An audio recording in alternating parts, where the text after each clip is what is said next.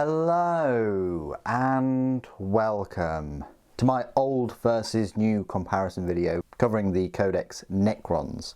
So over here on the left we've got the older Codex, which came out in 2018. I didn't think it came out that early, but I guess it was just for, 8th edition. And then over here on the right we've got the limited edition soft touch cover with a page keeper of the 9th edition Necron Codex. Absolutely brilliant cover art, might I add.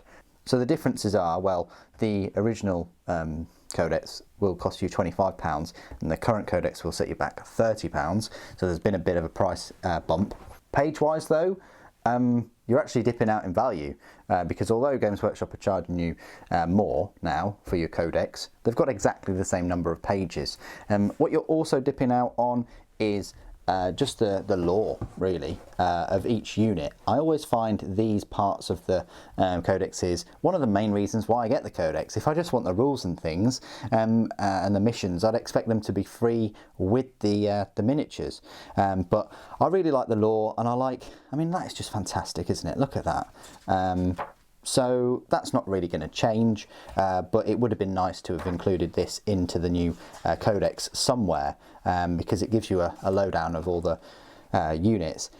And if you're thinking about picking up one of the units, I always find it useful just to read up on them and flesh them out, give them a bit of a backstory. But it would have been great if they did that with the Void Dragon and things like that in the new book. But yes, you've got a load of lore and unit information all the way up to page 82 of the book. So really you've only got about 40 pages there of data sheets and things. If we compare that to the new Codex, you've got a bit of lore, you've got a few of the dynasties, you've got a couple of the people like Illuminor, Xerath, and then you go straight into Battleforge Rules. So it's rules heavy. You've got the combat patrol.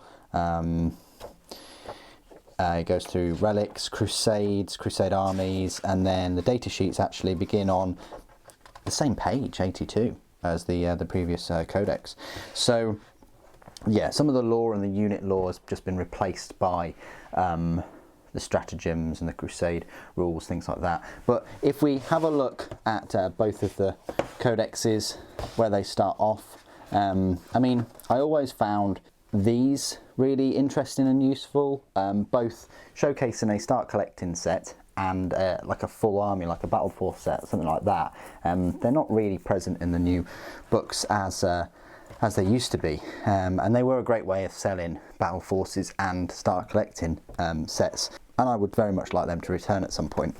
But if we go to the start of the data sheets, both of them kick off with the same person, Imhotep, the Stormlord. Then it goes on to the Orokin the Diviner for the new Codex, but in the old one it's Nemesor Zandrek. I do apologise if I'm butchering all these pronunciations. Then we've got Anraka the Traveller, Vargard Oberon, whereas in the other book we've got Vanguard Oberon, Illuminor Xerath, and Orokin the Diviner. Then we've got Illuminor Xerath. And then on the old book we've got Anraka the Traveller, and then in the new book we've got Nemesor Zandrek, Tarzan the Infinite. Well, at least we've got Tarzan the Infinite there, and that's it really, because the old Codex then starts off with a Catacomb command barge, whereas the new Codex kicks you off with one of the brand new units, the Royal Warden. Not sure why he's there. I would have preferred him a bit further on in the HQ choices. But then we've got another new unit there, the Cryptek Lord. We've got a Lockhurst Lord, a Lord, Catacomb Command Barge. So now we're up to the same page there. Then they go through the Overlord, Lord, Cryptek, and Destroyer Lord. That kind of makes sense, because I would have preferred in the new book they started off with the Overlord, then the Lord, then the Royal Warden, Cryptek Lord, Lockhurst Lord, and so on. So instead of the Lockhurst Lord, which is kind of the same thing, you've got a Destroyer Lord in the old book. Then you've got a Cryptek. Now, with the Cryptek, they've kind of been replaced by 4 versions really. You've got the Technomancer, the Psychomancer, the Chronomancer and the Plasmancer. They're all Crypteks in their own right, they just have little differences between them all. And then after the Mancers, we're into the troops, and it kicks off with the troop section. Very small, not many troops at all in the Necron force. You've just got Necron warriors and immortals, and I think that's the same story in the old book. It is Necron warriors and immortals.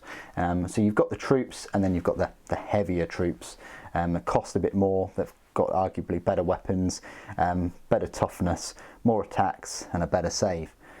Almost Space Marine equivalent, one could say. Then we go into the elites. And another new unit, the Canoptec Reanimator. You've got another one here, the Hexmark Destroyer. This just highlights just how many new units you have for Necrons these days. Then we get to the Lich Guard, the Death Marks, the Flayed Ones and the Cryptothralls. So another new unit with the Cryptothralls. But over here on the old, you've got the Lich Guard and the Death Marks, the Flayed Ones. And then we go to the Triarch Praetorians and the Triarch Stalker. If we move over to the new, we've got more new units, the Scorpec Destroyers, the Canoptec Plasma Sight, and then finally we're on the same page there with the Triarch Stalkers. Then we've got a number of Catans, the Shard of the Deceiver, Shard of the Nightbringer, Shard of the Void Dragon, and of course the Transcendent Catan. In the old codex you've got the Catans, but you've only got 2 of them. Then in the old book we go on to Fast Attack with the Canoptec Wraiths and the Canoptec Scarabs. We're not quite at the Fast Attack stage with the new book.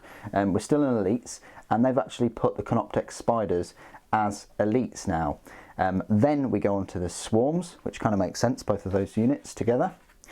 Another new unit, the Ophidian Destroyers, Tomb Blades, Praetorians and Wraiths. So again, we've got the Wraiths and the Canoptec Scarabs in the same area, but the Praetorians have actually moved from the elite section. They're now in the Fast Attack, which is great because the elites were getting a bit cramped there, but it does mean you've now got lots of options for Fast Attack. If we move over, we go on to Heavy Support, but Fast Attack, you've got the Tomb Blades and the Destroyers. You don't get the Destroyers now are in Heavy Support in the new book, which does make sense. And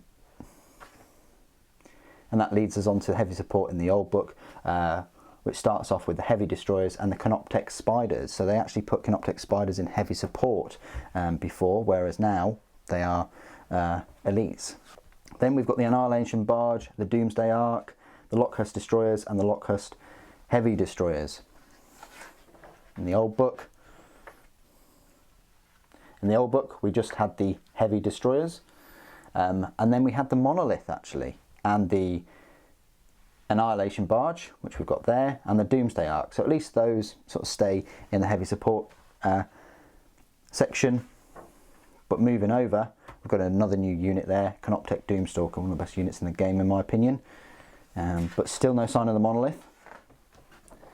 And in the old book, you've got the Transcendent Catan. So the Transcendent Catan wasn't an elite, it was actually a Heavy Support choice. But it's nice that they're all count as elites in the new army.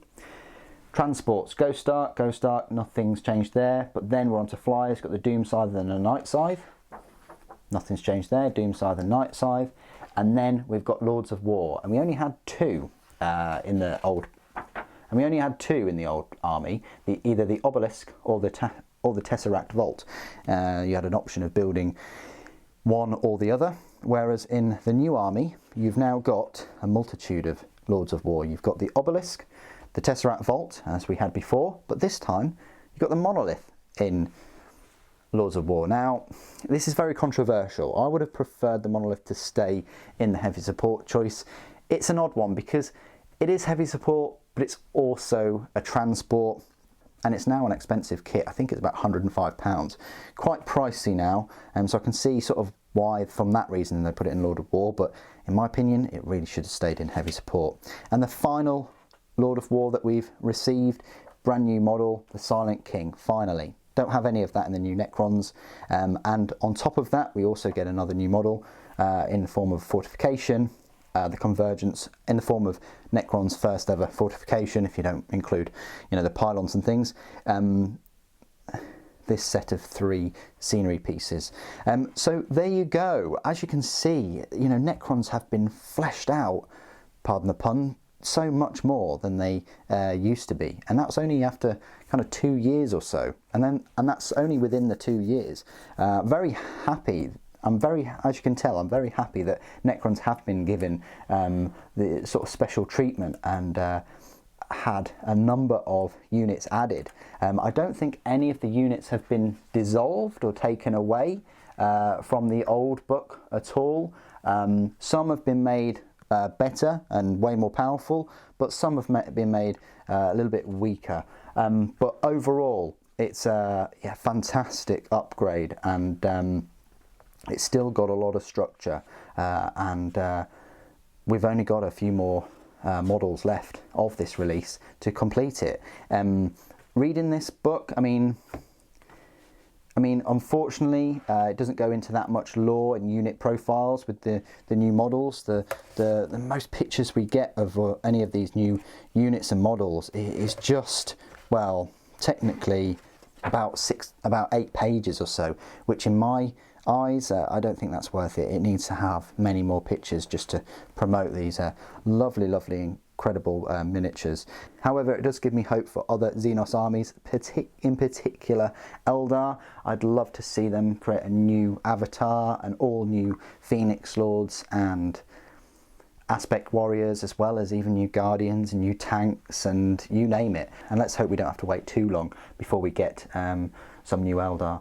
If anything, this Necron release has given me hope for any new Xenos armies that Games Workshop choose to improve and bump up.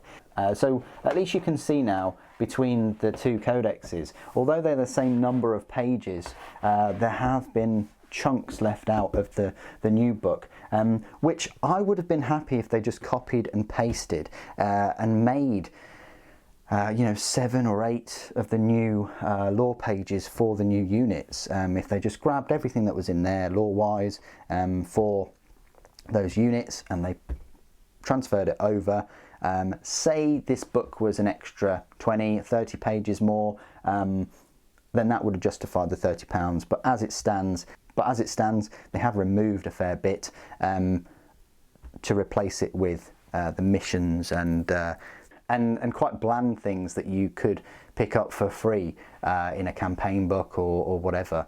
I don't know about you guys, but for me at least, one of the main reasons I pick up an actual physical copy of a book that has the rules in for an army is the lore, is the descriptions of the units and the pictures as well. Because otherwise, if it's just got data sheets and it's just got missions and things, then it's hard to justify buying a copy, let alone a physical copy.